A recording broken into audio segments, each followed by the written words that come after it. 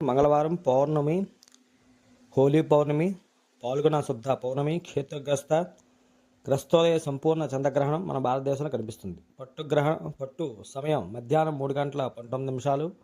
గ్రహణం విడిచిపెట్టిన సమయం రాత్రి 6:46. గ్రహణ సమయం మొత్తం 3:27. కానీ చంద్రోదయం మనకు సాయంత్రం 6:02 కనుక అప్పటి నుంచి 6:46 వరకు సుమారు 44 నిమిషాలు మాత్రమే మనకు కనిపిస్తుంది. ఈ గ్రహణం పుబ్బ నక్షత్రం వారు సింహరాశి వారు సంభవించడం వల్ల సింహరాశి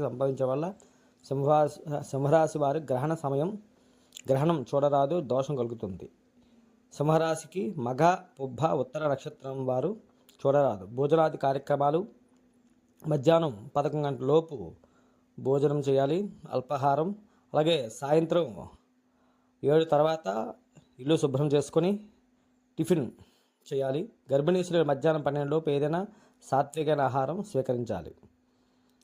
గమనిక: సింహరాశి వారు ముఖ్యంగా పుబ్బా నక్షత్రం గ్రహణం పట్టు వల్ల మరుసటి రోజు 4/3/2026 బుధవారం నాడు ఉదయం తెల్లని వస్త్రం, రంగురంగుల వస్త్రం, బియ్యం, ఉలవలు కేజింపావు, బియ్యం కేజింపావు, పాలు, పెరుగు, వెండి చంద్రబింబం, అలాగే సర్పం, స్వయంపాకం తగు దానం దక్షిణ పెట్టి స్వయంపాక దానం చేయవలెను.